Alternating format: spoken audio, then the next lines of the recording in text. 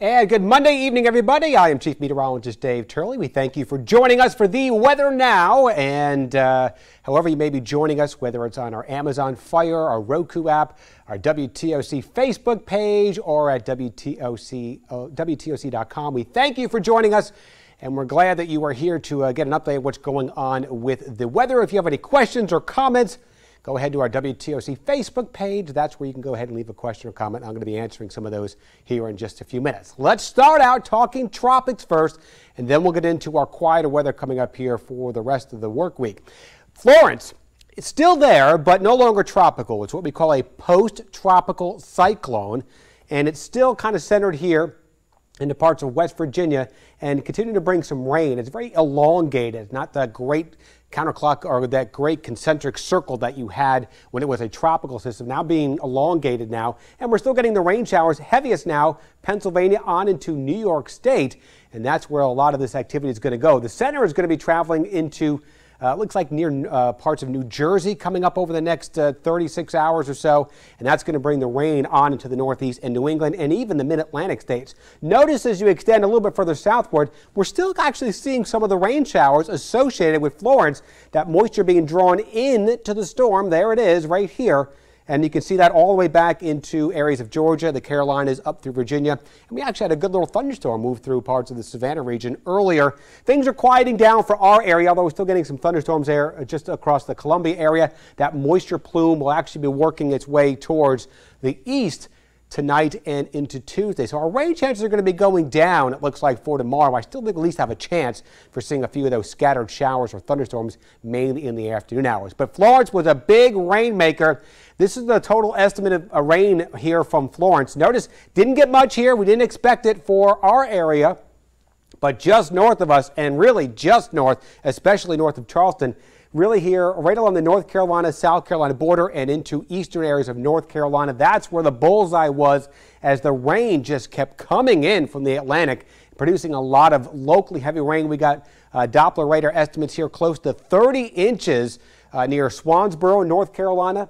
That's where the highest I saw was just over 30 inches, but certainly lots of areas receiving over 20 inches of rain and widespread. So the flooding is still going to be a major concern over the next couple of days for those areas, as all that water has to go somewhere. It goes in the rivers, the streams, and the creeks, and we're going to see a lot of those rivers cresting, hopefully, soon, so we get that flooding out of here and we can get things back to normal. But I think the worst is still to come for some of those areas which haven't seen the worst of the flooding yet. The rest of the tropics were quieting things down just a little bit. Again, there's the remnants of Florence. We had an area to watch out here into the Caribbean, right over the Jamaica area. As of the 8 p.m. Update from the National Hurricane Center, now down to a 0% chance for that trying to develop. Looks like that moisture is actually going to make its way out into western areas of the Gulf of Mexico. And Tropical Depression Joyce still holding on in the far eastern Atlantic. That's got about another 48 hours or so, and then it will lose its tropical characteristics. No threat to any land areas. And the rest of the tropics, we are thankfully nice and quiet for the next several days. But you can follow Joyce, and that is available there on the WTOC First Alert weather app. Just make sure you got your tropical tracks turned on, and it's a good way to keep updated on what's going on with all the tropical activity into the Atlantic, as we are still officially in hurricane season until the end of November. So again, I talked about the rain chances locally here. We had a few of those showers and a few storms earlier. Now we're drying out. We're actually pretty quiet here across the region on our Safe Touch Security First Alert Live radar.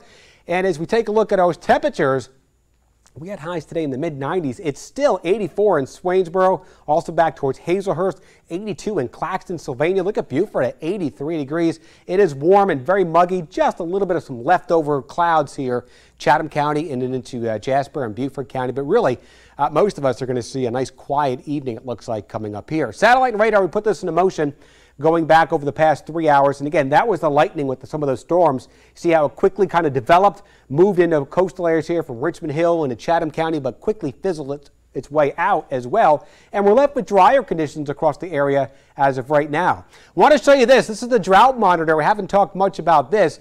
It is certainly showing up abnormally dry across central areas of South Carolina and across central areas of Georgia. No drought officially locally here. Some of that rainfall, which you never want to see come down that quite heavy, but they didn't get the heaviest activity here in Columbia, but it was certainly welcomed rain. I am assuming, I would be assured that the latest drought monitor coming out on this Thursday will be looking much different than that last one. I don't think we'll see any drought in South Carolina. Hour by hour for the rest of this evening. Again, relatively quiet. Here's your timestamp starting at that 9 o'clock hour. We're going to keep things pretty quiet for the overnight. I think we'll keep at least a very slight chance, an isolated 10% chance of a shower developing. Computer models are putting a few green blips in there as some of this moisture continues to stream in from the southwest. I can't rule out an isolated shower, but I don't think it'll be widespread. I think most of us will be nice and dry, even through noontime tomorrow, pretty quiet. Now, as we heat things up in the afternoon, that's when we have a chance for seeing a few more of these scattered showers and thunderstorms beginning around that 1 to 2 o'clock hour. Could impact, like today, that commute home from work for some of us. Not everybody. We're going to keep that rain chance only at 30%. And then just like today, after sunset, I think we lose the instability of the heating of the sun, and the atmosphere gets a little bit more stable.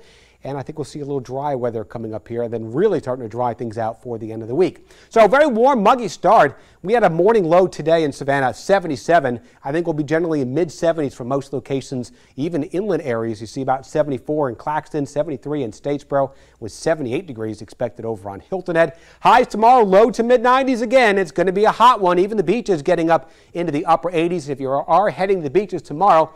Thankfully, a low risk for rip currents. Notice the rain chance at 20%. Highs getting close to 90.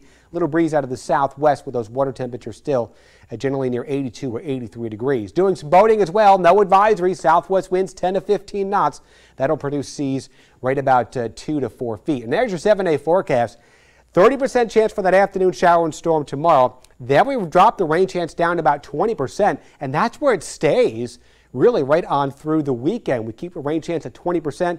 Another hot day with temperatures in the 90s Wednesday, but it looks a little bit cooler, a little bit more seasonable as we go back into the upper 80s here Thursday into the weekend. And by Monday, still keeping the rain chance low, though it's back up to about 30%. So I'm going to go over here to our iPad, see if you guys have any questions or comments going on here, see what's relevant out there on your minds.